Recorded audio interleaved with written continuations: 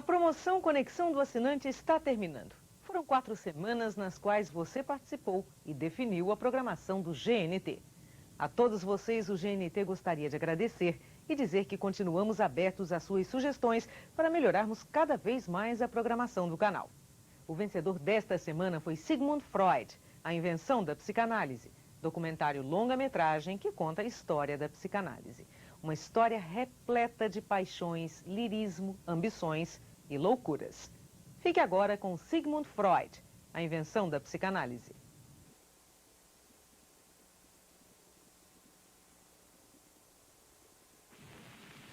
I started my professional activity as a neurologist trying to bring relief to my neurotic patients.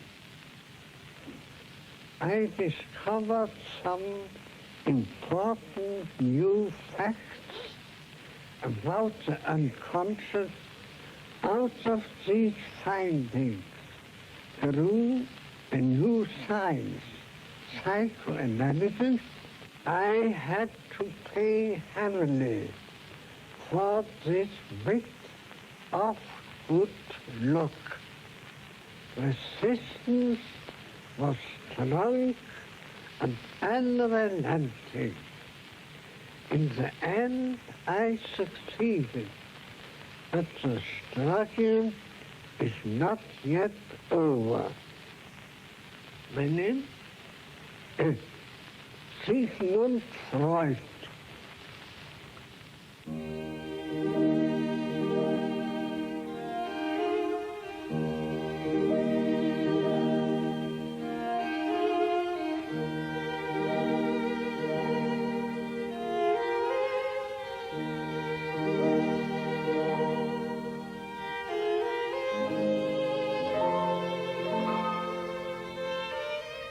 Pendant un demi-siècle, Sigmund Freud vécut à Vienne dans une rue tranquille, au 19 de la Bergasse. Dans cette maison, il pratiqua la psychanalyse et rédigea son œuvre. Explorateur des profondeurs de l'inconscient et initiateur d'une des grandes aventures intellectuelles du XXe siècle, il voulut toute sa vie éclairer le côté nocturne de l'âme. Son divan fut un lieu d'investigation, un laboratoire où il reçut de ses malades son expérience et son savoir clinique. Il brisa les tabous liés à la sexualité et permit aux femmes de s'émanciper.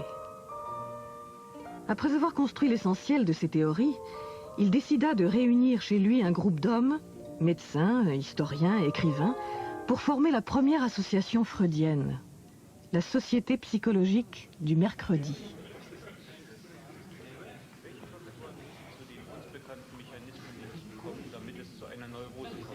La première séance a lieu en octobre 1902, à 9 heures précises. Le rituel s'installe, café, cigares, petits gâteaux. Véritable banquet socratique, immergé dans l'esprit viennois du début du siècle, la Société du mercredi fut un laboratoire d'idées nouvelles. Ceux qu'on appelait les hommes du mercredi se réunirent autour d'un maître autoritaire qui éveillait leur conscience. Ils voulaient changer le monde à l'aide d'une doctrine, la psychanalyse. Il parlait de philosophie, de littérature, de mythologies anciennes et surtout de maladies psychiques et mentales, avec au cœur de cette histoire les hystériques.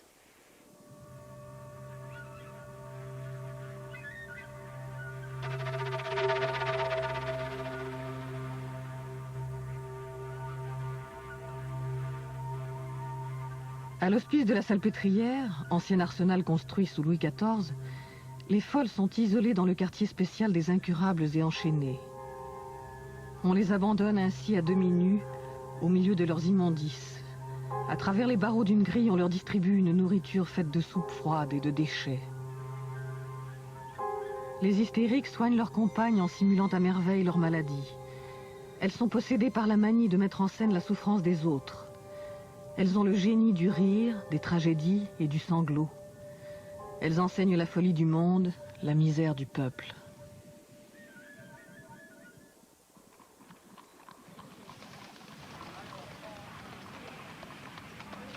Freud arrive à Paris un matin d'octobre 1885. Il vient en France pour découvrir sa véritable vocation. le futur inventeur de la psychanalyse, est un jeune médecin juif âgé de 29 ans, amoureux de sa fiancée Martha, à laquelle il envoie un volumineux courrier.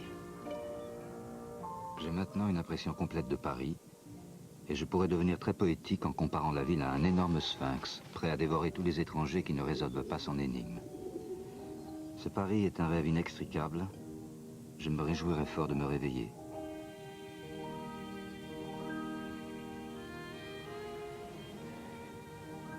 Freud vient à Paris pour suivre les leçons cliniques de Jean-Martin Charcot, le plus grand neurologue de l'époque. Né en 1825, dans une famille modeste, il exerce ses talents à l'hospice de la Salpêtrière. On le surnomme le Napoléon des hystériques. Lorsque Charcot est nommé à la Salpêtrière, il est nommé dans un hôpital qui est en fait un immense hospice pour les femmes. Il y a près de 5 à 6 000 femmes qui sont enfermées à la Salpêtrière. Et pour lui, ça serait une espèce de matériau d'expérience à partir duquel il prétendra, avec un esprit de méthode et de classification extraordinaire, faire une typologie, une symptomatologie de toutes ces affections mystérieuses qui frappent l'être humain lorsque sa raison vacille.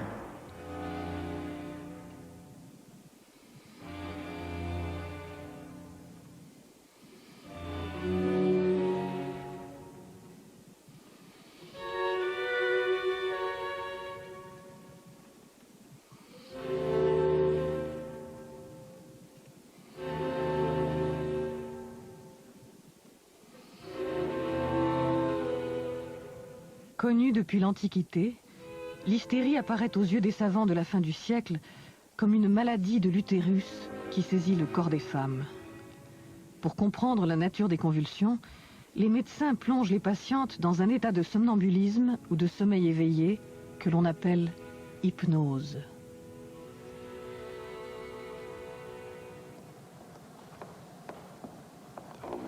Rapprochez, ma sœur, rapprochez. Voilà.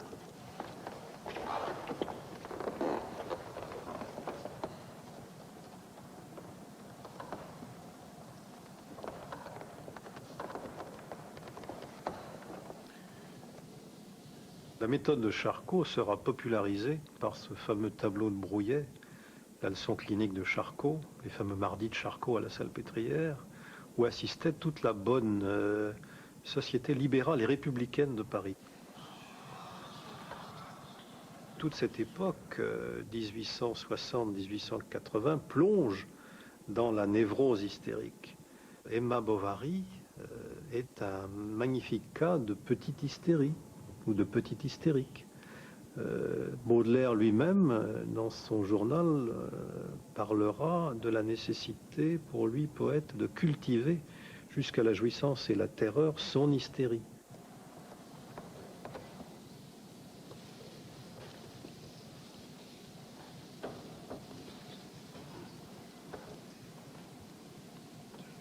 Charcot endort les femmes de la Salpêtrière et fait disparaître provisoirement paralysie et contracture. Il utilise l'hypnotisme pour démontrer que l'hystérie est une névrose fonctionnelle sans lien avec l'utérus.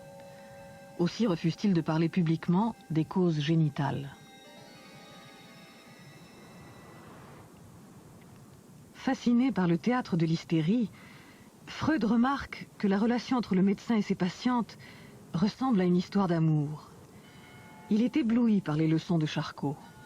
Martha, ma chérie, je vais te raconter en détail ce qui agit sur moi. Charcot, qui est l'un des plus grands médecins et dont la raison confine au génie, est tout simplement en train de démolir mes conceptions. Aucun autre homme n'a jamais eu autant d'influence sur moi.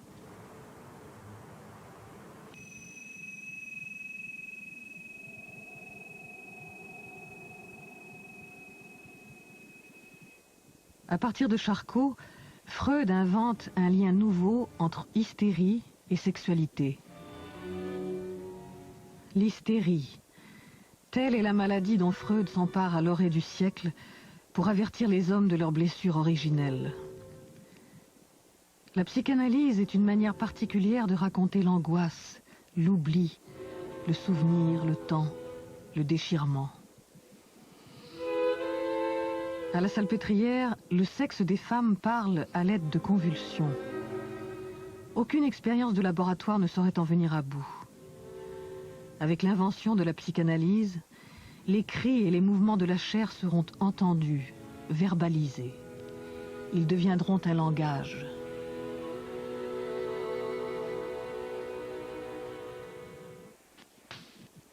J'ai détruit tout ce que j'ai noté depuis 14 ans, mes lettres, notes scientifiques et manuscrits de mes travaux. Tous mes sentiments et idées sur le monde ont été jugés indignes de subsister. Il faut recommencer à les penser. Quant à mes biographes, qu'ils se torturent donc. Chacun pourra avoir son idée sur l'évolution du héros. Tous auront raison. Je me réjouis déjà de leurs erreurs.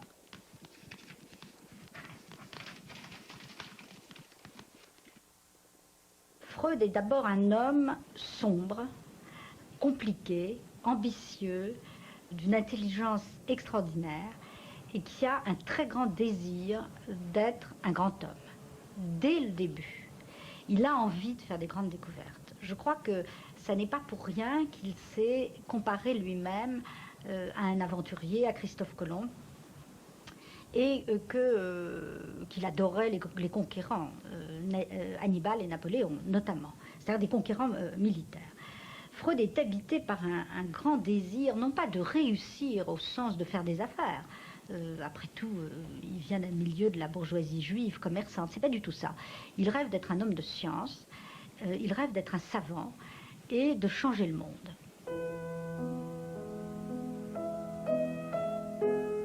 Premier-né du troisième mariage de son père, Freud fut adoré par sa jeune mère.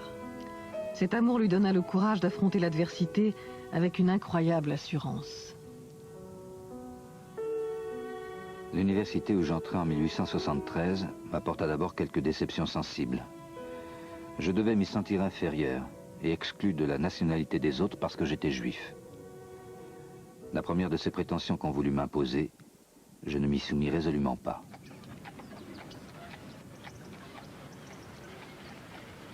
À l'Institut de physiologie de Vienne, Freud fait la connaissance de Joseph Breuer, un médecin juif spécialiste des maladies nerveuses, qui sera pour lui une figure paternelle.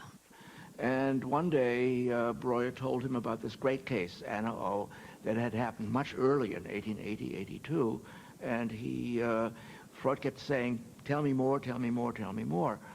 And it turned out to be an intelligent young woman who had very severe, what later came to be called hysterical problems. She forgot her own language. She refused to drink water out of her cup. She had paralyses, which were hysterical paralyses, and all of this was very odd. Anna O, de son vrai nom Bertha Pappenheim, est une jeune fille de la bourgeoisie viennoise. Elle a 20 ans quand surviennent ses premiers troubles.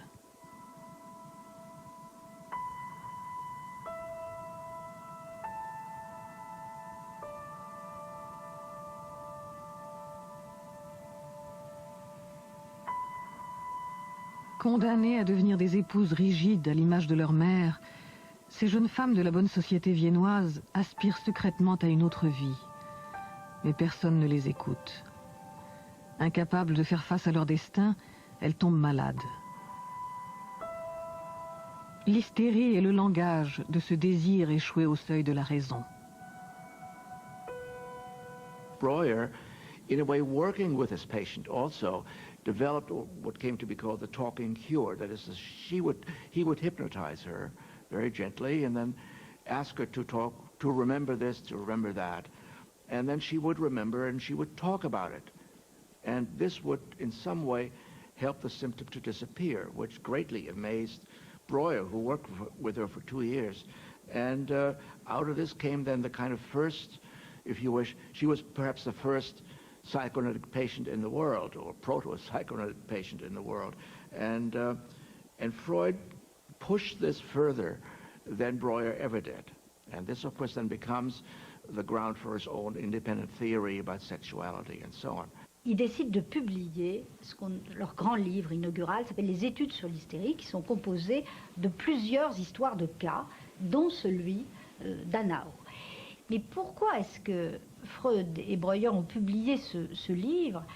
Il fallait c'est compliqué parce que c'est pas un livre mensonger. C'est pas un livre qui raconte qu'on guérit les hystériques alors qu'on les guérit pas. C'est un livre qui montre comment on les soigne. Et qui montre en tout cas que les résultats obtenus par ce qu'on appelait la méthode cathartique, c'était pas encore la psychanalyse, mais enfin c'était déjà la cure par la parole. Ça, c'est l'invention progressive de la psychanalyse, qu'au moins on fait quelque chose avec ces femmes, qu'on les écoute. C'est ça la leçon des études sur l'hystérie. Bertha Pappenheim ne sera pas guérie, mais elle s'engagera dans une vie militante au service du sionisme et de la cause des femmes.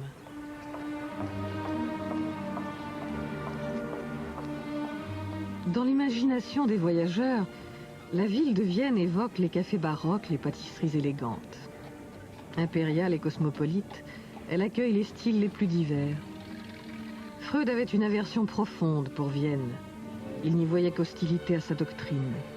Il ne sut pas comprendre que se produisait sous ses yeux une effervescence culturelle qui le façonnait à son insu, une manière neuve de penser la subjectivité, que résume à merveille cette phrase de l'écrivain Hugo von Hofmannsthal: « Nous ne possédons pas notre moi, il souffle sur nous de l'extérieur, nous fuit pour longtemps et nous revient dans un soupir. » En automne 1886, je m'installais comme médecin à Vienne et épousais la jeune fille qui m'avait attendu pendant plus de 4 ans dans une ville lointaine.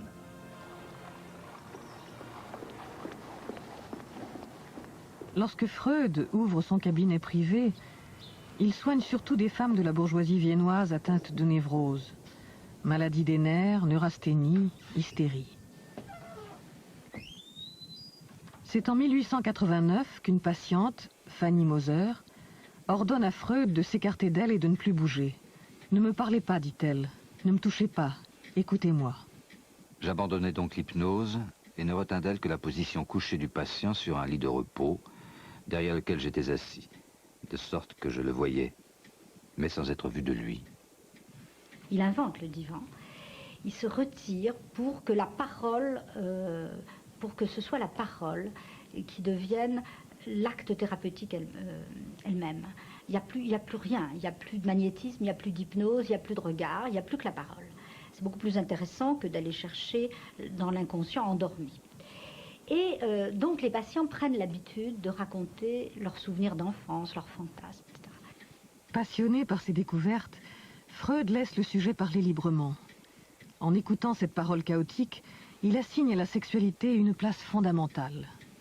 Elle détermine la vie psychique. La névrose n'est pas une maladie insolite, mais la conséquence partagée par beaucoup de conflits infantiles non résolus. Cette compréhension des névroses a lieu au moment où Freud rencontre un médecin berlinois, Wilhelm Fliess, qui devient son indispensable ami.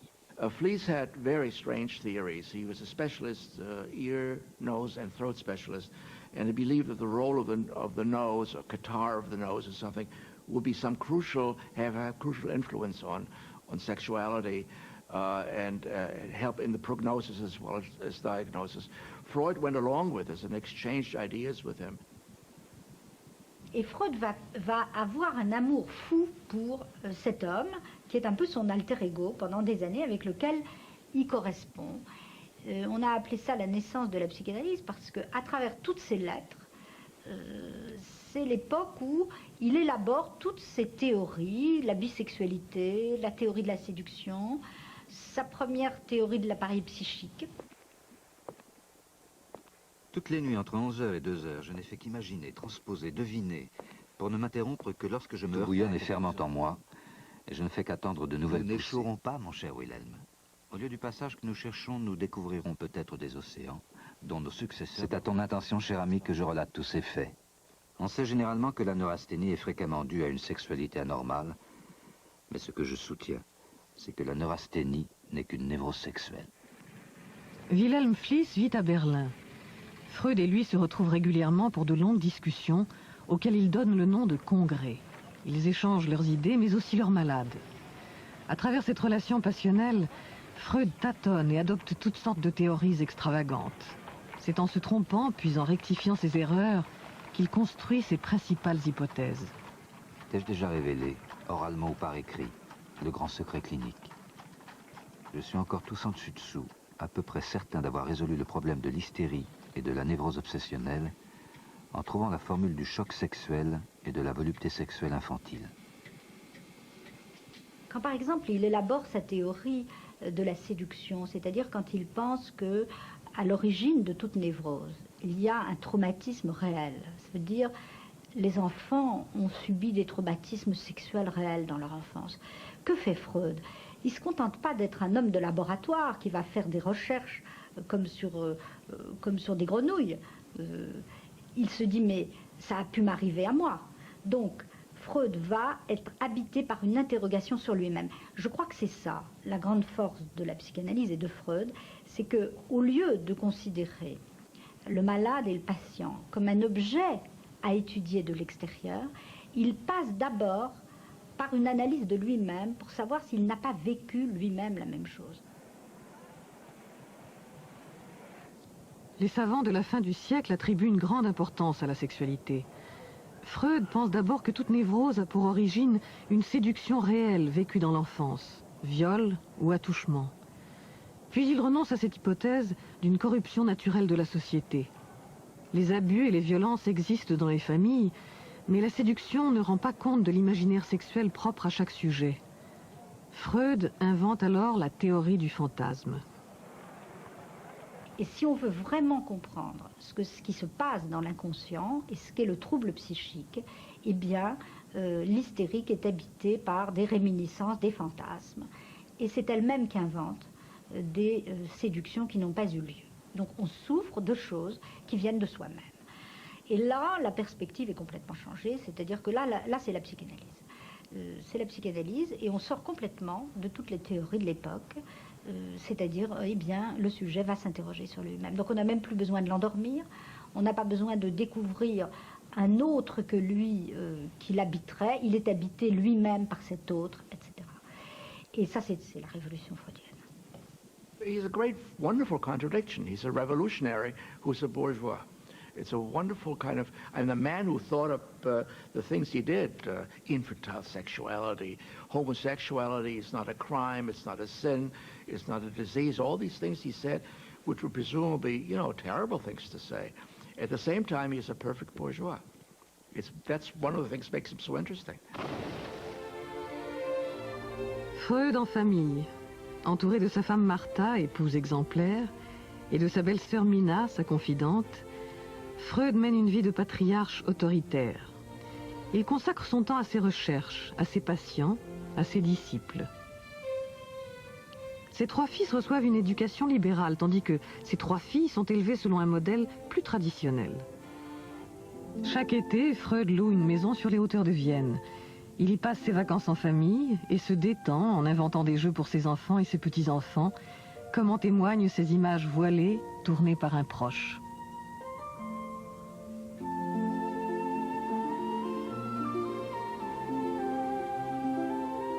Does not, at least as far as I know, have mistresses. He does not take advantage of his female patients, although, in fact, he begins to understand, and in one of his papers on technique, he writes about this very well, that he talks only about female patients falling in love with a psychoanalyst, and he points out that the analyst should not be proud of that, because the patient is not really falling in love with him, but with someone else for whom the analyst is only a kind of stand-in, a substitute.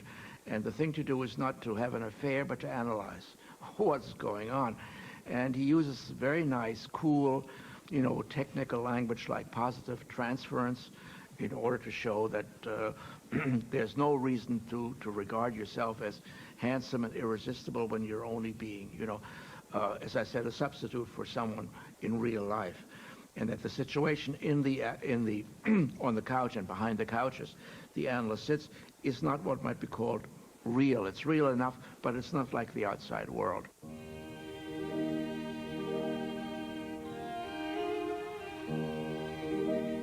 Freud invente de nouveaux concepts. Il appelle libido l'énergie sexuelle et refoulement le processus par lequel est rejeté dans l'inconscient un événement que l'on cherche à oublier, à méconnaître, et dont on ne veut rien savoir.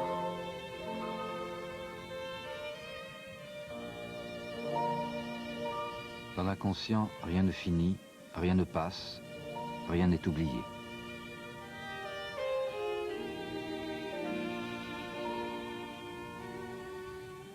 Hier, nous avons enterré mon vieux père, mort dans la nuit du 23. Jusqu'à la fin, il s'est montré l'homme remarquable qu'il a toujours été. La mort de son père l'incite à se livrer à un intense travail de fouille dans son passé.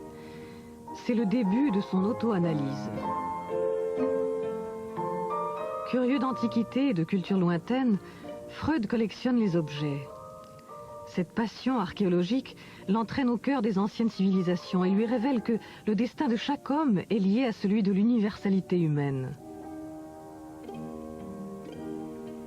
Entouré de ses statuettes, ses multiples figurines, romaines, chinoises, grecques, égyptiennes, il analyse les rêves de ses patients et les siens. Il les interprète comme on déchiffre une langue inconnue.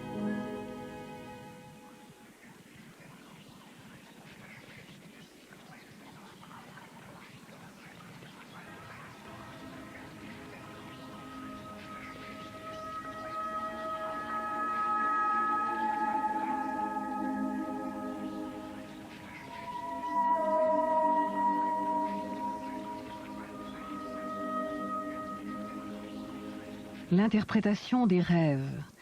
Dans ce livre magistral qui ouvre le XXe siècle, Freud voyage au-delà de la conscience et du sommeil. Loin d'être une prédiction magique, le rêve, au sens freudien, est l'accomplissement d'un désir inconscient ou refoulé. Dans les rêves, d'étranges personnages se mêlent souvent à un bestiaire à la fois fantastique et familier. Des chiens ressemblent à des loups, des chevaux à des licornes, des femmes prennent des allures de fleurs. Le rêve est ainsi la voie royale qui mène vers l'inconscient, vers la connaissance d'un au-delà de la conscience, intérieur au sujet lui-même. This is one way in which you can get at the secrets of the mind, a way that would touch everyone. Now the book is pretty technical, although it's extremely well written and really amusing and even full of suspense, as he gives you examples of dreams and then interprets them in front of you and tells you about the mechanisms, except for the last chapter, the famous 7th chapter, which is the theoretical chapter, which is harder to read. The rest, any adult could read with profit and with very little difficulty. Now, I think the crucial point is that Freud is saying, I am on the trail of a general psychology which would work not for neurotics alone, but for everyone. De l'autre côté du visible, Freud trace les figures infinies de l'inconscient avec des mots qui dévoilent les mystères communs à tous les hommes. Rêve, acte manqué, lapsus, oubli, tout a une signification. Qui parle en moi? Telle est la question posée par Freud à l'orée du siècle.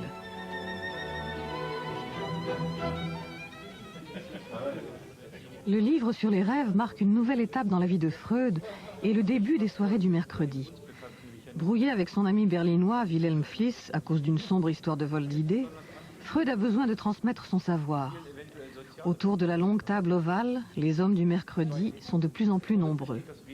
Comme le monde dans lequel ils vivent, ils sont déchirés par des conflits. Le désir qui les pousse à comprendre leurs semblables est d'emblée une interrogation sur eux-mêmes, sur leur enfance, leurs parents, leur identité. Presque tous sont juifs.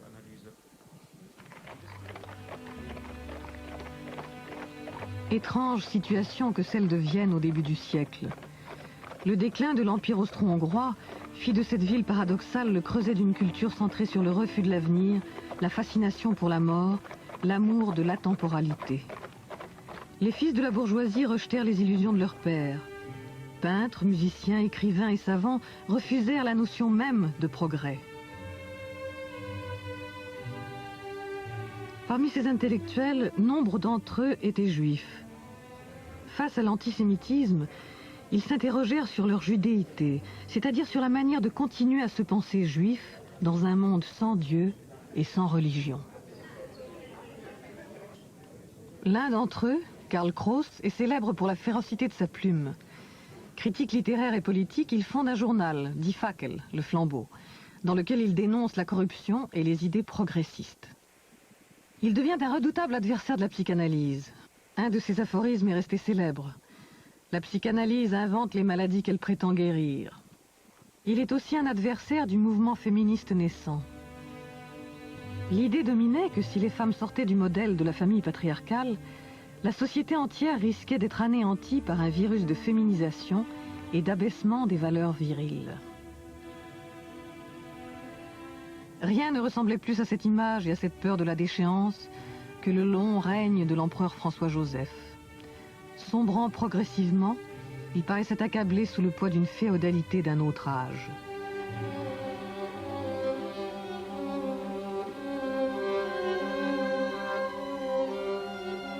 La fin d'un monde accompagne la naissance d'une esthétique nouvelle.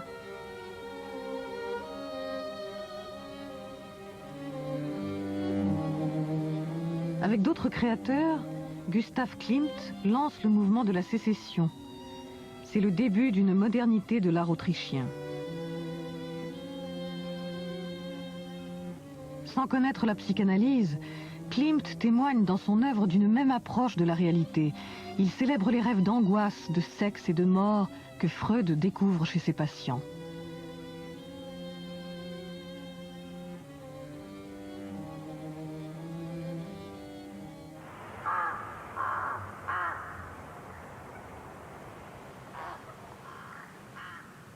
En 1905, Freud publie ses 3 essais sur la théorie sexuelle. Le livre fait scandale parce que Freud attribue aux enfants et aux adultes dits normaux des fantasmes sexuels ou des comportements jugés pathologiques. Masturbation, sodomie, fétichisme, désir d'inceste. Il élabore son plus fameux complexe en s'inspirant de la tragédie de Sophocle, dans laquelle le roi de Thèbes, Oedipe, marqué par la malédiction des dieux, tue son père et épouse sa propre mère sans le savoir. À partir de cette histoire, Freud donne le nom de complexe d'Oedipe à une représentation inconsciente où s'exprime le désir de l'enfant pour le parent du sexe opposé et son hostilité pour le parent du même sexe. Ce complexe est une étape dans le développement de l'enfant. Il apparaît entre 3 et 5 ans. Selon Freud, tous les enfants traversent cette situation oedipienne pour ensuite la surmonter. Freud reprend tous les termes qui existaient avant lui, sexualité, inconscient, transfert psychodynamique, mais il leur donne un sens tout à fait nouveau, en accentuant, et c'est pour ça qu'il y a eu une telle opposition à la psychanalyse, en accentuant l'idée que l'homme, le sujet, est déterminé par des forces qui lui échappent. Et ça, c'était quelque chose de tout à fait insupportable, parce que c'était une perte de la maîtrise, qui existe beaucoup moins dans les autres psychothérapies. Alors, ce qu'on peut dire en même temps, c'est que s'il a été capable de faire ce travail, c'est-à-dire de mettre à jour ses forces inconscientes, c'est parce que la philosophie occidentale était arrivée à un point de réflexion sur le sujet conscient et sur la conscience très poussé. Il est probable que la psychanalyse n'aurait pas pu naître avant qu'il y ait eu une philosophie de la conscience. Parce que pour se rendre compte qu'on a un inconscient, il faut encore en être conscient. Au moment où Freud effectue ses découvertes, les médecins et les psychiatres allemands, autrichiens ou français classent les maladies mentales de façon sophistiquée en oubliant la souffrance des malades. On leur prescrit des traitements corporels, bains, massages, électrothérapie, hydrothérapie, sans croire vraiment à leur efficacité.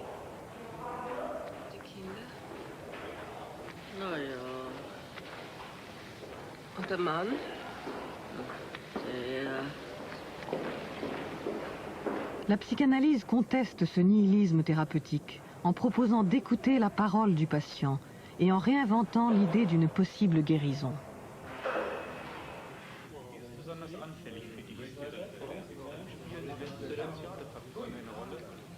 Les soirées du mercredi existent depuis 5 ans.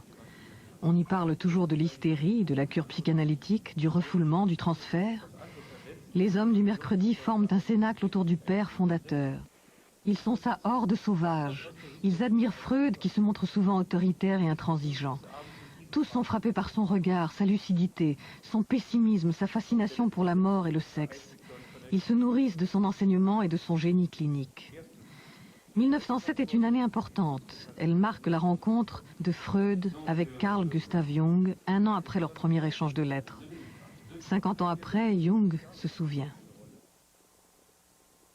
Oh, well, I just paid a visit to him in Vienna, and then we talked for 13 hours without interruption. 13 hours For without 13 interruption. hours without interruption. We didn't realize that we were almost dead at the end of it, but it was tremendously interesting. Jung is an ideal figure for him. I've said this in my book very simply. He was not Austrian, he was not old, and he was not Jewish. It was perfect. Because Freud was worrying about the fact that this psychoanalysis might become a kind of parochial enterprise, because the people sitting around the table smoking cigars were all Jewish until a little bit later. He did not like this because he didn't think that psychoanalysis was applied to Jews or could only be practiced by Jews and so on, but he thought it was a human, all human thing. Jung was a very interesting psychiatrist who had done interesting experimental work on association of ideas and so on. Située près de Zurich, la clinique psychiatrique du Bürgosli est à la pointe de la recherche dans le domaine du traitement de la folie. C'est là que Jung fait ses années d'apprentissage. Pour Freud, c'est la terre promise, parce qu'il apprend par Carl Gustav Jung, qui est donc l'assistant de Bleuler dans cette clinique, qu'on est en train, au fond, d'expérimenter la méthode des associations libres. C'est ça qu'on expérimente. On fait parler les malades, les patients psychotiques, par des associations qu'on dit automatiques. Et on découvre, au fond, un univers de langage. On essaye de donner un sens à cette folie particulière que Bleuler va appeler en 1906 la schizophrénie. Une forme de folie qui intervient très jeune, sur des sujets très jeunes qui tombent dans un état de repli sur eux-mêmes, de délire, d'hallucination, de violence pulsionnelle, etc. Donc des grands fous. Et ce grand médecin qui est Bleuler, dans cette clinique du Bürgosli, se passionne pour les méthodes freudiennes, parce que ça ouvre des nouveaux horizons, comprendre l'univers mental du malade. Élève de Bleuler, Jung restera 9 ans dans cette clinique. Jung and Freud came to know each other. They wrote steadily, and we have their correspondence, fortunately. And for 3 or 4 years, it all looked very rosy and very, very good until Jung decided, and I would say Jung decided to go a different way and move into Oriental mysticism, religion, and all kinds of other things which Freud simply despised, right? Doté d'une puissante intelligence, Jung est habité par un monde intérieur fait d'introspection, de quête de soi, de goût pour l'occultisme et les religions orientales. Pendant 7 ans, il s'enthousiasme pour l'aspect spirituel de l'aventure psychanalytique. En 1913, il s'en écartera. En fait, Jung n'a jamais adhéré à la doctrine de Freud. Il s'intéresse aux archétypes, c'est-à-dire à des représentations symboliques du subconscient. Elles constituent à ses yeux un inconscient collectif. What sort of man was Freud? Well, he was a complicated nature, you know. I liked him very much, but I soon discovered that when he had thought something, then it was settled, while I was doubting all along the line. And it was impossible to discuss something really à fond. You know, he had no philosophical education, particularly, I was studying Kant, and I was steeped in it, and that was far from Freud. So, from the very beginning, there was a discrepancy. Jung does not want to, after 4 or 5 years of very close relationship, to be known as the son or the crown prince or the dauphin or whatever. He wants to be on his own, and one way to be on his own is to disagree and to write rather brutal letters, by the way. I may be partisan, but in this correspondence, Jung does not look very good at all. And but anyway, he is important, again, as another stepping stone in psychoanalysis, in partly helping it to become international.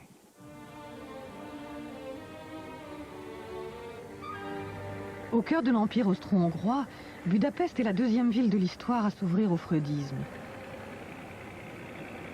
Le milieu littéraire et artistique manifeste un intérêt immédiat pour les phénomènes de l'inconscient. Parmi ses intellectuels, un psychiatre, Sándor Ferenczi, rencontre Freud en 1907. Il deviendra le plus grand psychanalyste du mouvement freudien. Alors qu'est-ce qui se passe avec Ferenczi? Il est là à Budapest, il forme autour de lui des psychanalystes, et puis il se fait analyser par Freud. Il a des symptômes psychosomatiques, et puis il a des problèmes. C'est que il est amoureux d'une femme qui est donc sa maîtresse, qu'il veut épouser, et il l'a en analyse, parce qu'à l'époque on prenait tout le monde en analyse. On ne savait pas encore qu'il fallait des règles. Les règles viendront en 1920, après que Freud ait analysé sa propre fille. Mais avant la Première Guerre mondiale, on analyse tout le monde. Tout le monde s'analyse entre soi. Et Ferenczi tombe amoureux, prend en analyse la fille de sa femme, enfin de sa future femme, de sa maîtresse, et il tombe amoureux de cette fille qu'il a en analyse. Et il explique à Freud tout ce qui se passe. Et Freud lui dit que c'est du transfert, que c'est pas de l'amour, qu'il doit absolument renoncer à ça. Freud est toujours le gardien de la loi.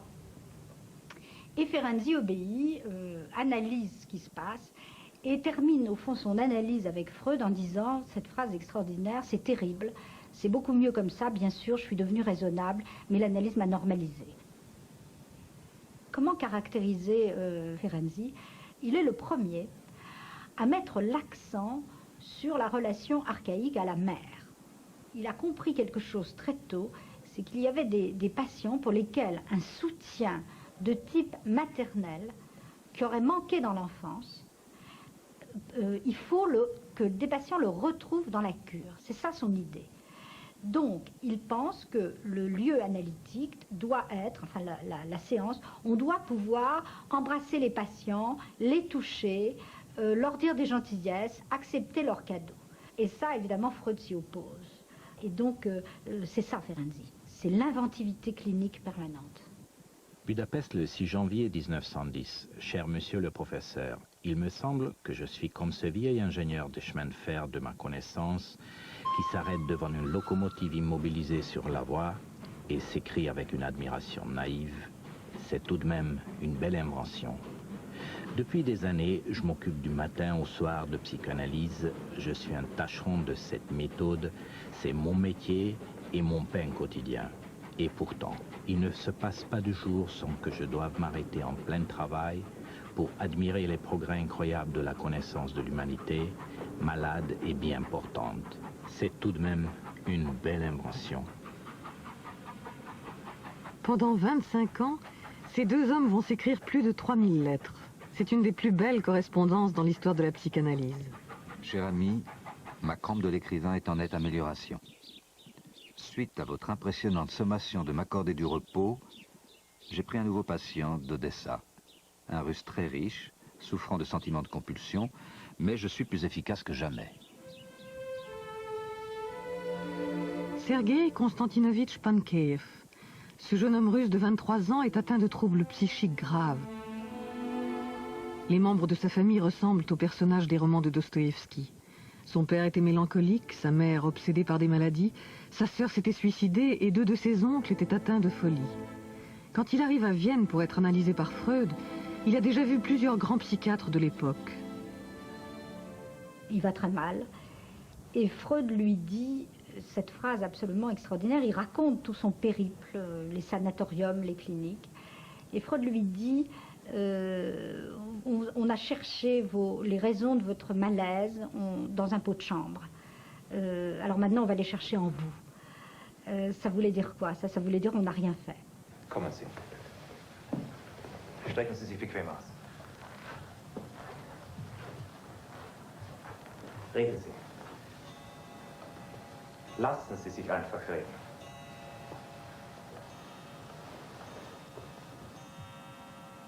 Je rêvais qu'il faisait nuit et que j'étais couché dans mon lit.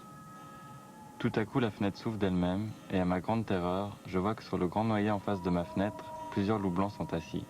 Il y en avait 6 ou 7. Les loups étaient tout blancs et ressemblaient plutôt à des renards. En proie à une grande terreur, évidemment d'être mangé par les loups, je criais et m'éveillais. Et à partir de l'interprétation de ces rêves, Freud va identifier l'origine de son trouble sexuel et de sa terreur de la sexualité à partir d'une scène traumatique qu'il aurait vue dans son enfance, c'est-à-dire ses parents faisant au fond l'amour bestialement comme des loups. Au fur et à mesure de l'analyse, Freud reconstruit toute l'histoire de ce jeune homme et la publie sous le titre « À partir de l'histoire d'une névrose infantile ». Analysé plus tard par un élève de Freud qui le surnomme l'homme au loup, Pankeïev s'identifie à son cas. Il devient à la lettre l'homme au loup. Ruiné par la Révolution d'Octobre, il s'installe à Vienne, où Freud mobilise les siens pour lui venir en aide financièrement. Toute sa vie, l'homme au loup sera pris en charge par le mouvement psychanalytique et soigné par les héritiers du maître. Il ne sera pas guéri de ses symptômes, mais transformé par sa longue expérience de la psychanalyse. L'idée d'incurabilité et de curabilité habite tout le domaine de la psychiatrie et des maladies psychiques, beaucoup plus que la médecine, parce que c'est vrai qu'en médecine, on arrive à des guérisons des maladies.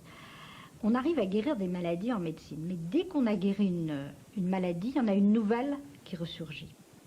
Évidemment, ce n'est pas la même. On n'a plus de syphilis, mais on a le sida.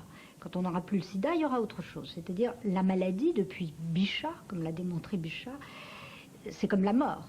Ça fait partie du corps biologique. Il y aura toujours des maladies et il y aura toujours une médecine pour essayer de les soigner. Eh bien, la psychanalyse, c'est la même chose. C'est-à-dire, qu'est-ce qu'elle a fait? Elle a guéri l'hystérie des années 1880. Mais alors, qu'est-ce qui s'est passé? Eh bien, les gens, au lieu d'être hystériques, sont devenus dépressifs. C'est-à-dire, les symptômes changent, les maladies changent au fur et à mesure qu'on invente les techniques pour les guérir. Mais on ne vient jamais à bout de rien. Ça, c'est valable en médecine et c'est valable en analyse. Cher monsieur le professeur, c'est seulement par la psychanalyse que d'enfant je suis devenu homme. C'est seulement depuis qu'elle me gouverne que je peux mieux subordonner le principe de plaisir au principe de réalité, mieux réfréner l'absurde gaspillage d'affect. Je me suis à peu près réconcilié avec l'idée de la mort et de la maladie. J'ai appris à traiter et à considérer les humains comme des malades et je ne leur tiens pas rigueur de leur méchanceté, c'est qu'ils n'y peuvent rien. Je réfrène les rêveries ambitieuses en les ramenant à leurs racines infantiles. Votre dévoué Ferenczi.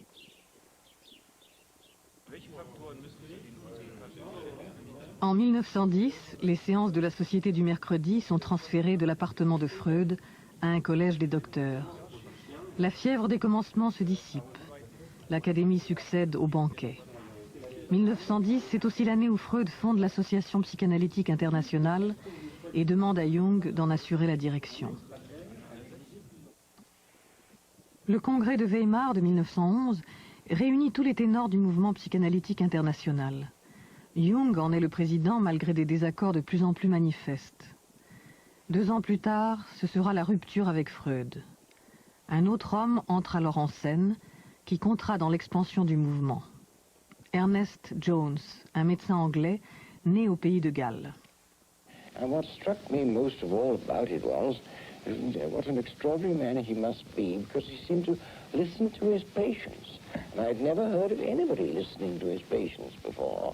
They always tested their knee jerks and that sort of thing, but they didn't listen to what they had to say. And here's a man who listened patiently, and that took my fancy very much. According to Jones' autobiography and to what I actually have found out, Jones started to become interested in psychoanalysis around 1906. And together with his friend Trotter, they started reading Freud. He knew a bit of German, and then he became acquainted with German later on. Therefore, psychoanalysis started to circulate in England quite early on. Ernest Jones participe à la traduction anglaise de l'œuvre de Freud. En 1911, il fonde l'Association américaine de psychanalyse et en 1919, la Société britannique de psychanalyse. He had a great spirit of tolerance, of open-mindedness, anti-dogmatism. And that's the reason why he could actually allow various schools or various trends at one moment to come in Great Britain. And that is a typical attitude of the, let's say, the empirical approach of British culture at its best. But it's interesting, for instance, that the British society from the beginning was full of non-medical people. La Fitzroy Tavern à Londres était le lieu de rencontre des intellectuels anglais non conformistes. C'est autour de Virginia Woolf et de son mari, Leonard Woolf, que se crée le groupe de Bloomsbury. Parmi ces intellectuels, James Strachey s'oriente vers la psychanalyse. Sur les conseils de Jones, James et sa femme Alix se rendent à Vienne pour se faire analyser par Freud. Ils deviennent des praticiens et consacreront leur vie à traduire l'œuvre complète de Freud. And they helped, of course, psychoanalysis to circulate in the Anglo-American world, because at one moment, of course, James, being so friendly with Virginia Woolf and Leonard Woolf, contacted the newborn Hogarth Press and managed to create this link between the Hogarth Press and the British Psychoanalytical Society, so that the Hogarth Press became, in some way, the publisher of Freud and of psychoanalytic works in England. Jones sera le grand organisateur du mouvement, l'homme politique du freudisme, le gardien de la doctrine, et plus tard, face aux États-Unis, celui qui assurera à l'école anglaise une place prééminente. À ce congrès, Freud rencontre pour la première fois Lou Andrea Salomé. Écrivain de langue allemande, né à Saint-Pétersbourg, elle séduit Freud par la vivacité de son esprit, sa chaleureuse humanité, sa beauté. C'est le début d'une longue amitié. Elle est à la recherche, au fond, de la modernité et de qu'est-ce que c'est que l'être humain quand Dieu est en train de mourir. Et quand on est replié sur la figure de soi-même. Et par ailleurs, c'est dans sa vie qu'elle veut réaliser les grandes passions. Et Lou va toujours vers ce qu'il y a de plus intéressant sur le plan intellectuel. Elle rencontre Nietzsche quand elle est toute jeune. Et Nietzsche tombe éperdument amoureux d'elle. Et bien sûr, elle ne devient pas sa maîtresse. C'est pas du tout ça qui l'intéresse. Et elle décide pendant un certain temps de vivre avec les hommes dans des amitiés platoniques, de façon à recréer elle aussi une sorte de banquet platonicien des idées. Et quand elle arrive à Vienne, c'est avec la ferme intention de s'initier à la psychanalyse. Elle a trouvé dans la psychanalyse, au fond, la doctrine qu'elle cherchait. Et à partir du moment où elle va rencontrer la psychanalyse, elle devient psychanalyste et elle cesse d'écrire des romans. Entre Lou et Freud se noue une relation privilégiée faite de confidences intimes et d'amour réciproque. Il a pour elle une véritable admiration et la regarde comme son alter ego. Admise dans le cercle des intimes et reçue avec ferveur à la Société du mercredi, elle s'établit ensuite à Göttingen où elle pratique la psychanalyse tout en échangeant avec Freud une belle correspondance. Cher Lou, vous m'avez manqué hier soir à la séance. J'ai pris la mauvaise habitude de toujours adresser ma conférence à une certaine personne de mon cercle d'auditeurs et ne cessais hier de fixer comme fasciné la place vide que l'on vous avait réservée.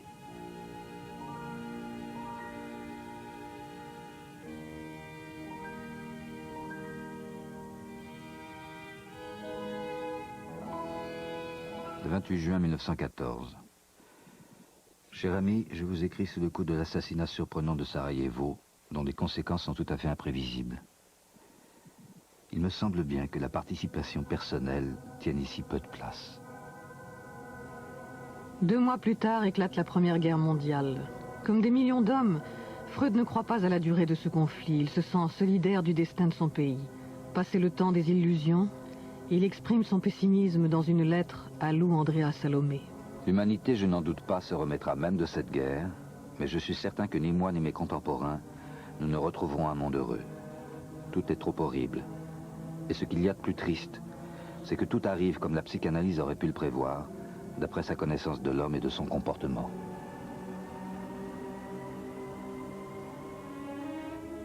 En novembre 1916, l'empereur François-Joseph s'éteint après 68 ans de règne. Cette mort annonce la chute des Habsbourg et de l'Empire austro-hongrois. Vienne cessa d'être le centre du mouvement freudien pour devenir une ville du passé où demeurait encore le père fondateur. Une certaine idée de la psychanalyse, nocturne et subversive, s'effaçait avec la fin d'un monde dont elle avait elle-même rêvé la fin.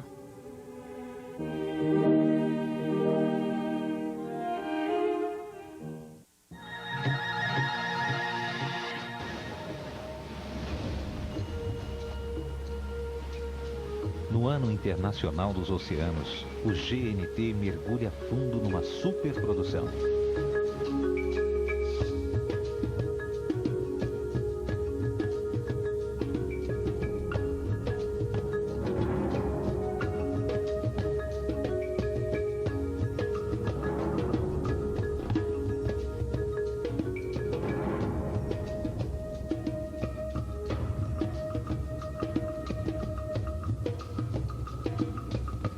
Planeta Oceano.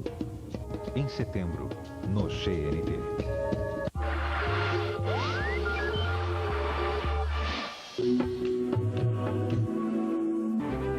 No início do século, o homem buscava a aventura de explorar o mundo. Um grande desafio que começou a ser vencido rapidamente. Nosso século foi marcado por enormes conquistas, mas inúmeras vezes fomos lembrados do insuperável poder da natureza. Tanta ambição colocou em risco o equilíbrio ecológico do planeta e ameaça a sobrevivência da espécie humana. This Century, neste domingo, meia-noite, no GNT.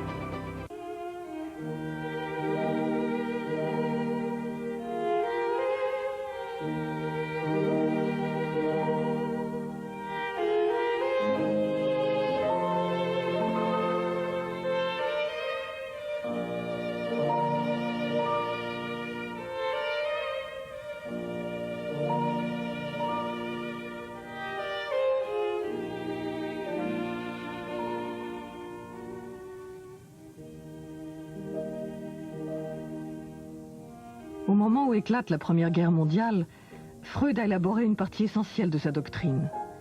Combattant le nihilisme thérapeutique de la fin du siècle, il a montré le rôle majeur de la sexualité dans la genèse des névroses. Devenu un savant reconnu, il s'est brouillé avec ses amis de la première heure. Joseph Breuer, Wilhelm Fliess, puis avec l'un de ses précieux partisans, Carl Gustav Jung. Entouré de ses disciples les plus fidèles, Sándor Ferenczi, Ernest Jones,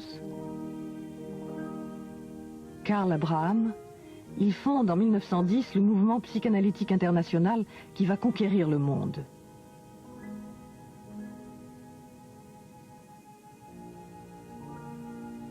Il vit à Vienne avec ses 6 enfants et 2 femmes qui veillent sur lui. Martha, son épouse, qui ne s'intéresse guère à la psychanalyse, et Mina, la sœur de celle-ci, qui au contraire l'accompagne dans ses recherches.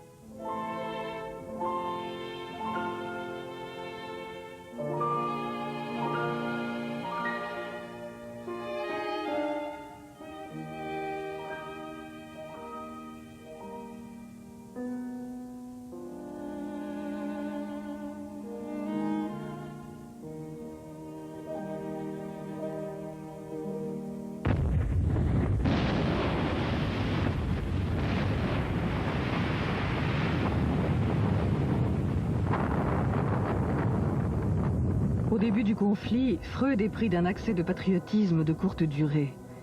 Il vit cette guerre comme une épreuve interminable, une violente et irrémédiable cassure.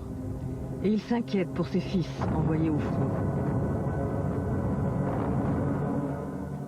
Il a peu de patients, mais il poursuit son œuvre et donne des conférences à l'université de Vienne devant un public de plus en plus important.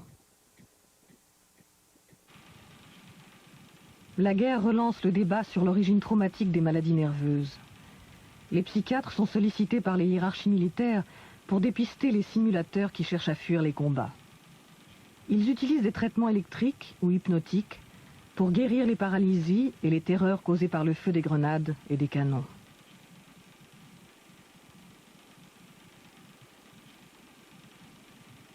Les soldats traumatisés sont souvent remis sur pied en une semaine, comme ce soldat anglais, pour être renvoyé au front et parfois à la mort.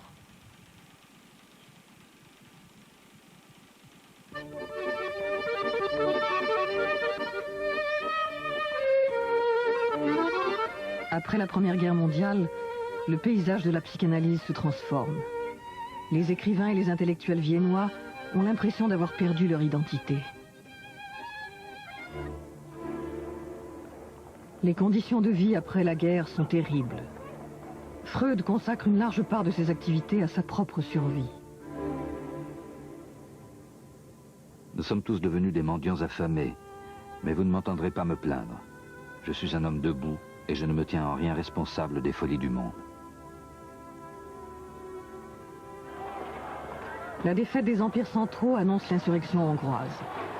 En mars 1919, Béla Kun proclame la République des Conseils et crée à Budapest pour la première fois au monde une chaire d'enseignement de la psychanalyse.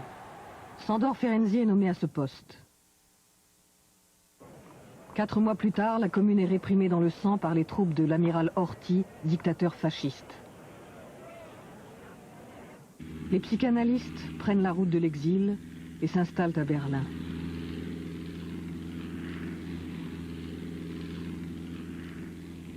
Durant les premières années de la République de Weimar, Berlin, où existe déjà une forte tradition psychiatrique, devient un laboratoire pour l'essor de la psychanalyse.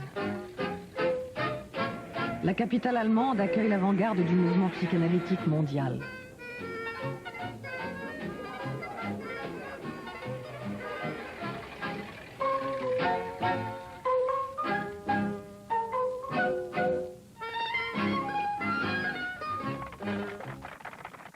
(1920) wurde das Berliner Psychoanalytische Institut gegründet. Max Eitingon war der Besitzer, würde man sagen. Er hat es finanziert und hat es zusammen mit einer Poliklinik, die 1920 dann errichtet wurde, zu einer Ausbildungsstätte werden lassen, die dann auch ja, durch die erzwungene Immigration vieler Analytiker während der Nazizeit überall auf der ganzen Welt eigentlich zum Modellprojekt wurde.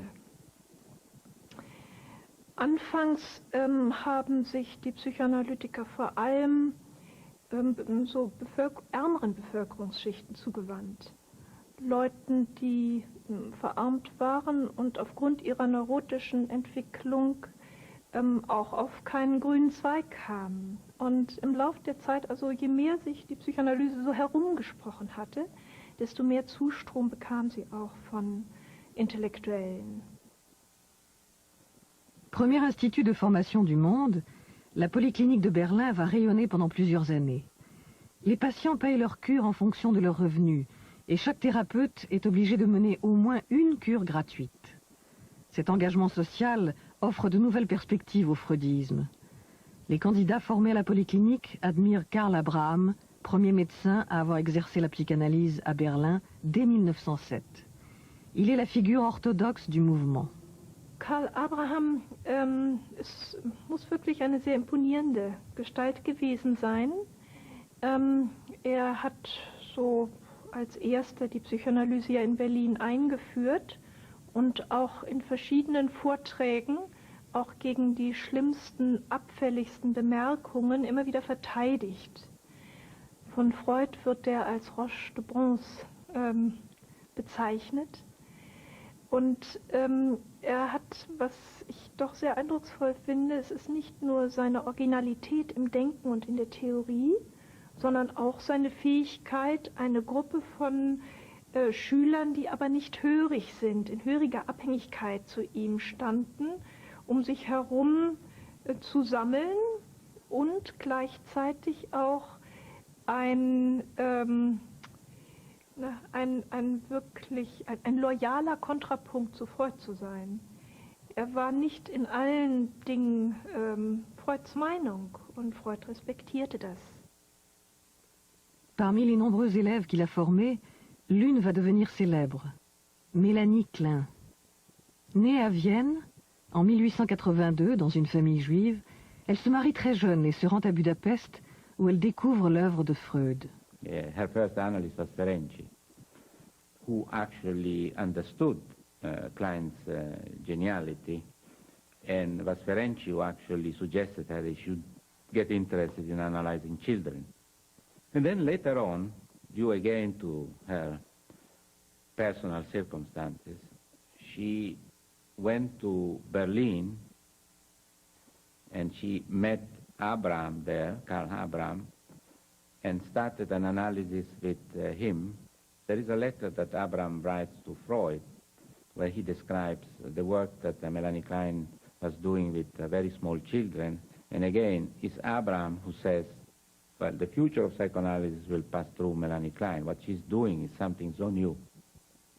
Mélanie Klein s'écarte de la doctrine freudienne classique en mettant l'accent sur les relations archaïques de l'enfant à la mère. Sa plus grande rivale sera Anna, la plus jeune des filles de Freud, la seule à s'engager dans la psychanalyse après avoir été analysée par son père. Well,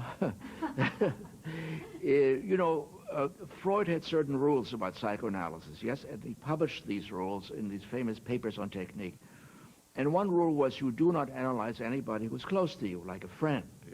The idea is that the ideal is to analyze a stranger. It seems as though Freud did not read Freud, you know, because he analyzed his own daughter from 1918 on, which is, from a technical point of view, simply terrible. The two of them were virtually merged. I mean, once Freud discovered that she was brilliant, totally loyal, really indifferent to other men, and that she really, the man in her life was her father, and the woman in his life became his daughter. She became simply his alter ego. Antigone de la famille, Anna voit à son père une passion démesurée. Elle est à la fois sa disciple la plus fidèle, sa confidente la plus proche et son infirmière la plus dévouée. Elle deviendra un chef d'école et l'amie de tous les Viennois exilés dans le monde. En 1920, Freud est frappé par la mort soudaine d'une autre de ses filles, Sophie, sa chère, éblouissante Sophie, emportée par une épidémie de grippe.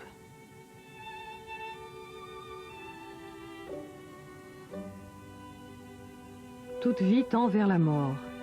Freud développe un nouveau dualisme, la pulsion de vie et la pulsion de mort. Ces deux forces élémentaires s'affrontent pour l'éternité.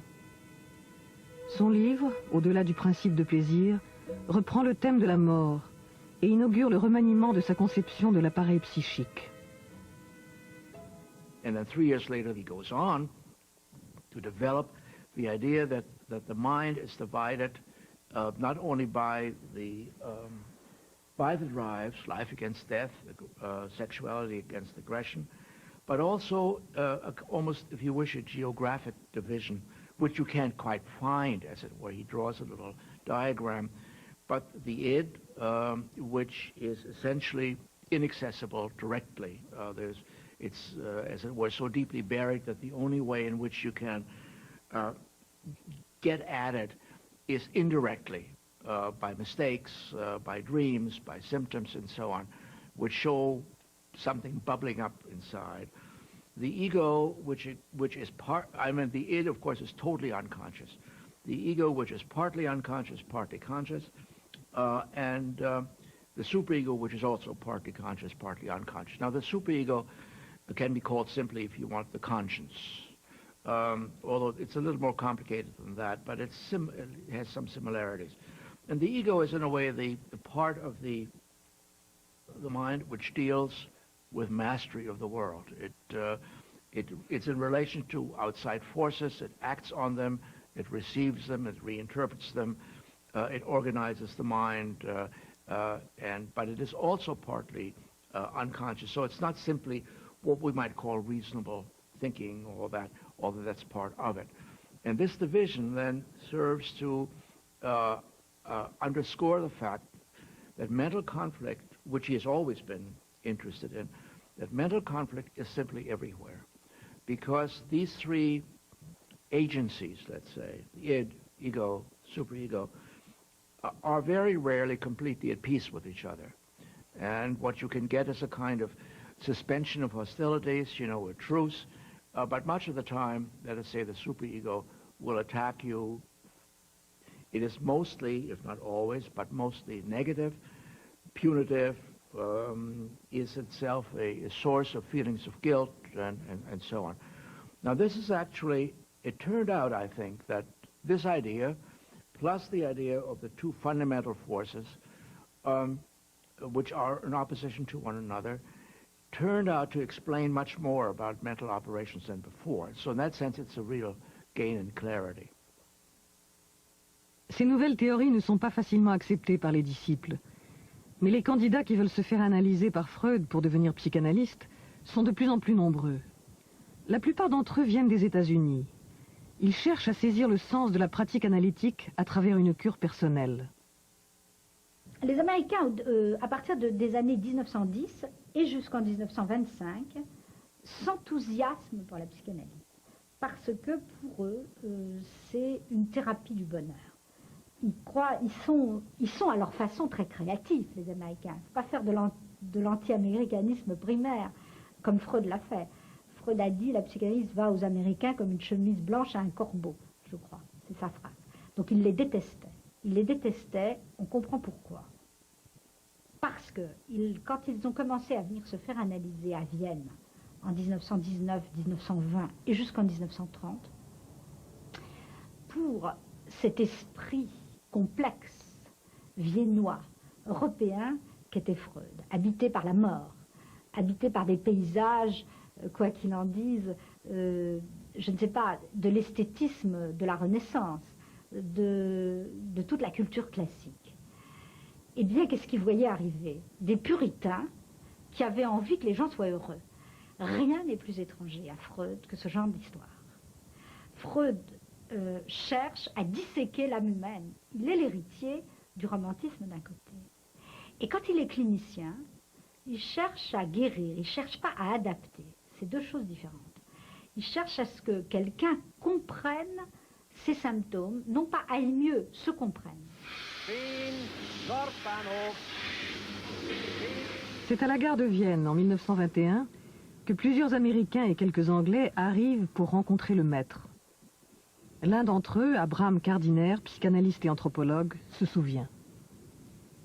Freud came down to meet his new analyst and No. He was coming home from his vacation. And we met him at the railroad station. Let's see. And it was a very cold day. It was only September 25th, but he was dressed up in a fur coat and a slouch hat.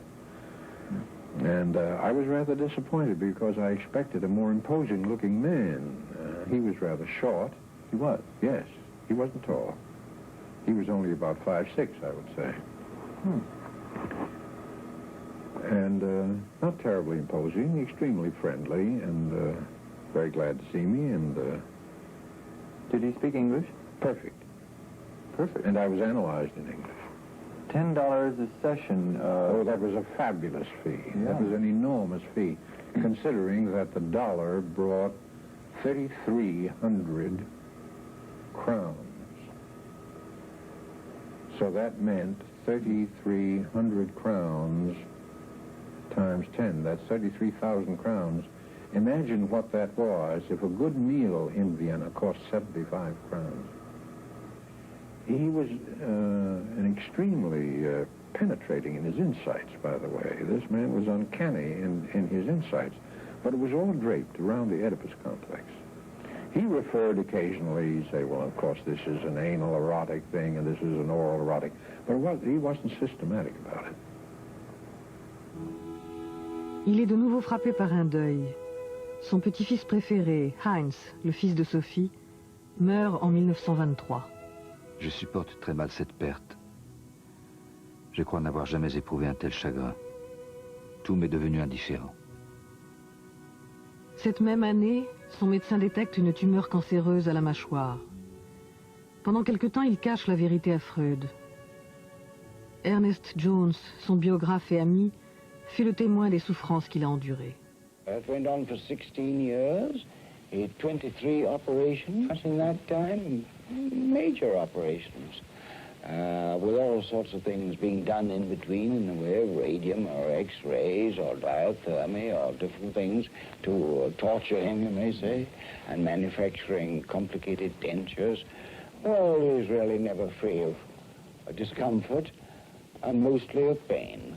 16 years, which he bore with exemplary fortitude, resignation, quietness. Only once in all that time ever heard him complaining. And that was when he was really, it was almost unbearable. And he said, oh, this is really unnecessary. Berlin 1925. Karl Abraham meurt brutalement à 48 ans.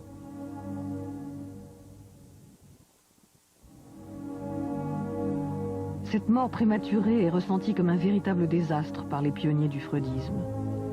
Berlin a perdu un maître et ceux qui la formaient sont désorientés.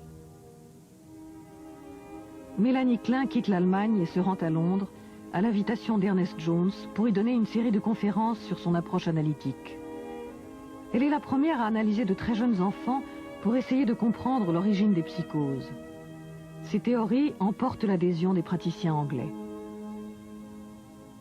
Her own ideas were practically that there was an original, although very primitive, relationship between the baby and its own environment, first of all with the mother, but as she called it, as a partial object, as a breast, as a piece of her body and so on, which gradually developed and became then more and more coherent. But what she was claiming is that according to her, the idea of a primary narcissism, i.e. a non-relationship between the baby and the mother, was something that she could not accept. That since the beginning of the life, there was some sort of awareness in the baby of the existence of somebody outside him that was not him. Fraction of seconds sometime, then the baby got back to his delusion or illusion that he was fused with the breast of the mother. But according to Melanie Klein, this is a fundamental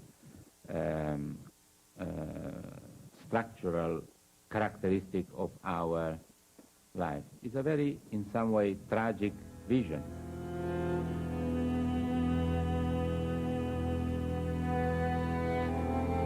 Pour Mélanie Klein, la naissance est une séparation douloureuse que l'enfant devra supporter en construisant son propre univers fantasmatique composé d'objets bons ou mauvais, d'amour, de haine, d'envie.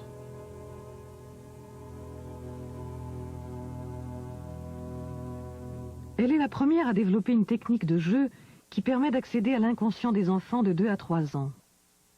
En observant la manière qu'a l'enfant de jouer, elle déchiffre ses fantasmes et tente de saisir l'origine des psychoses infantiles. À mesure qu'elle élabore son système, elle en vient à situer le complexe d'Oedipe dès la première année, et non vers 2 ou 3 ans comme l'avait supposé Freud. If one wants to have an idea in visual terms or in cultural terms of what Melanie Klein was trying to describe with her notions of unconscious fantasies, one could maybe use some experience related to contemporary art in general. One could be really Max Ernst. Think of the forests of Max Ernst. When you get near and what you see, these monsters.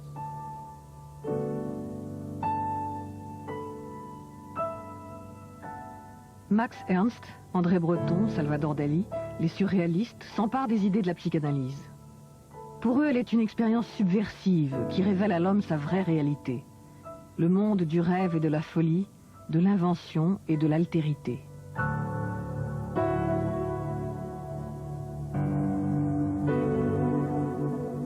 Freud a été, je crois, très effrayé lorsqu'il a rencontré Breton, Salvador Dali encore plus.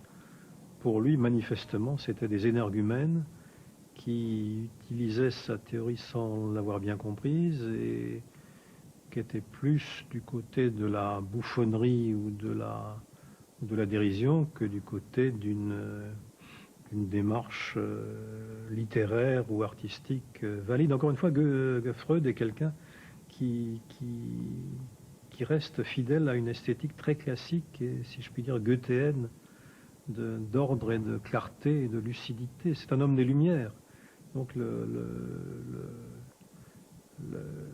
la déraison surréaliste mise en œuvre lui paraît une aberration totale.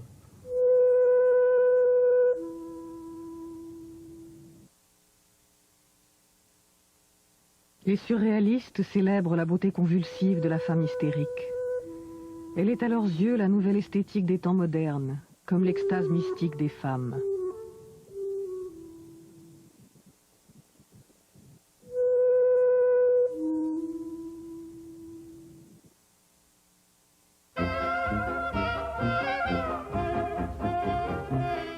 Le Paris des années 20 a changé de visage.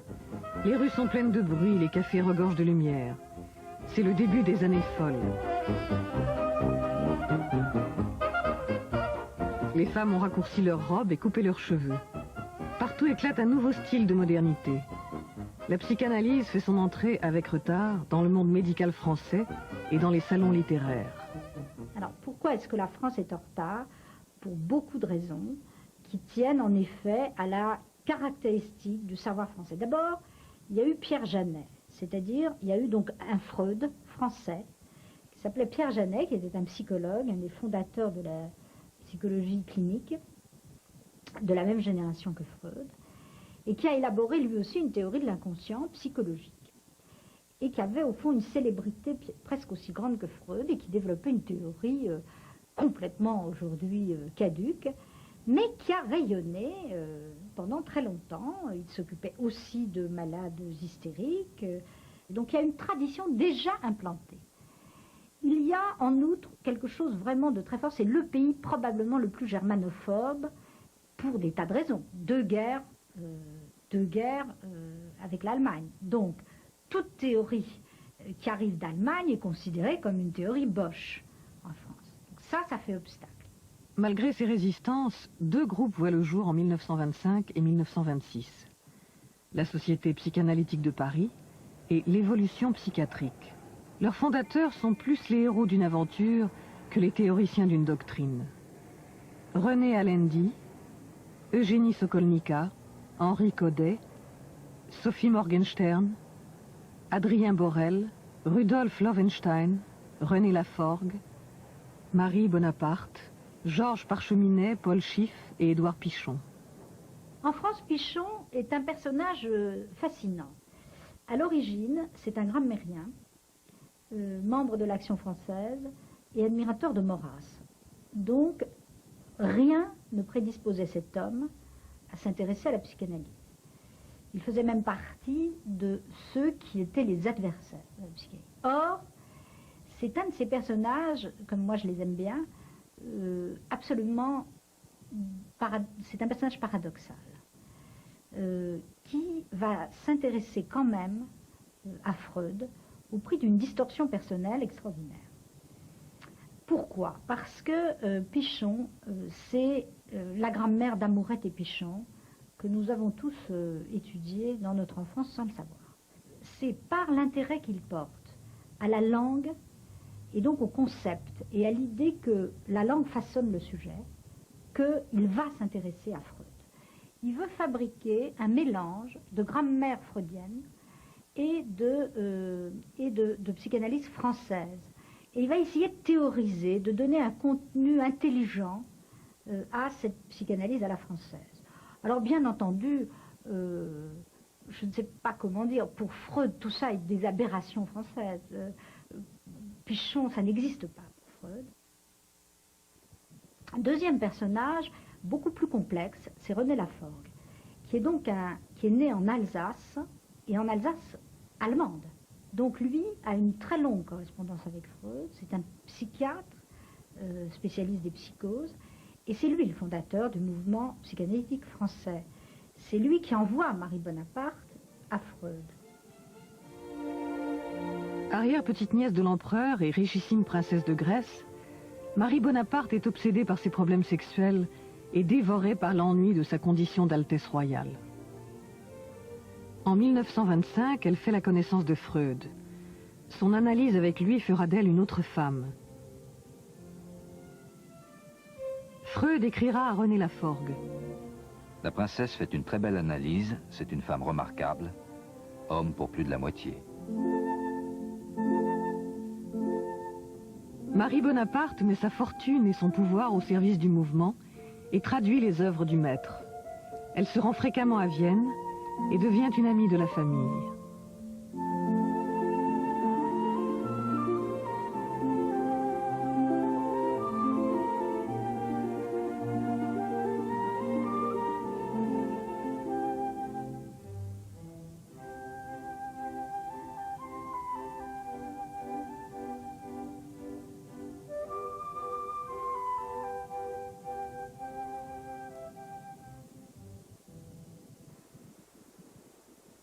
Vienne 1929. Freud écrit « Malaise dans la culture ». Symbole du pessimisme freudien, le livre est l'expression de la haine et de l'agressivité qui frappent l'époque. Les hommes sont maintenant parvenus si loin dans la domination des forces de la nature qu'avec l'aide de ces dernières, il leur est facile de s'exterminer les uns les autres jusqu'au dernier. Sombre présage, Freud dépose son manuscrit chez l'imprimeur en novembre 1929, juste une semaine après le Mardi Noir de Wall Street. La crise économique qui éclate avec la chute de la bourse de New York accentue la misère et la pauvreté en Europe. La République de Weimar est la plus touchée.